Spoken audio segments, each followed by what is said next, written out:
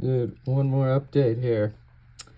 I have finally discovered the real reason, I believe, behind why it so aggressively breaks up so early and in such a raunchy, nasty way. And that is because somebody replaced your negative feedback resistor, maybe because it was bad. But it looks like instead of using a 820 ohm resistor, they used a 8200 ohm resistor. So your negative feedback is way out of whack, which means that it's not introducing as much of the negative feedback into the signal, which smooths things out, keeps things normal. So I'm going to put this resistor to a stock value, 820 ohm, and see if all the stuff makes more sense about how much gain is present and how nasty she sounds. Okay. Lucas! Yeah, man. So that was it.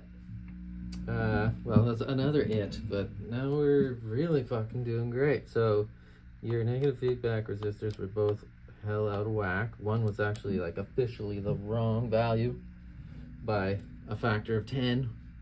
So instead of 820k or 820 ohms, they had 8,200 ohms in there. Basically destroying your negative feedback loop and having insane runaway gain. And so now your volume, the taper on these pots is actually fine.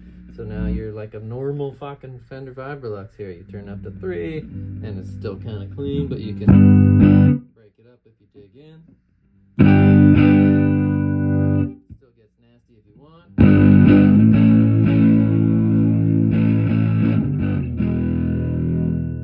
But you have all this clean range now too, which is kind of the whole fucking point of these amps. So now I think you're really golden, man. So between fixing the bias circuit and the bias pot, preventing utter destruction of this amplifier that was imminent, and tracking down the wrong value components that somebody put in the negative feedback loop, those were your two biggest problems. It sort of also makes the need for new speakers a lot less, you know? You don't have this insane brightness anymore. Just touching the strings used to make you want to fucking put earplugs in, but now it's just sounds like a fucking Fender Vibrolux.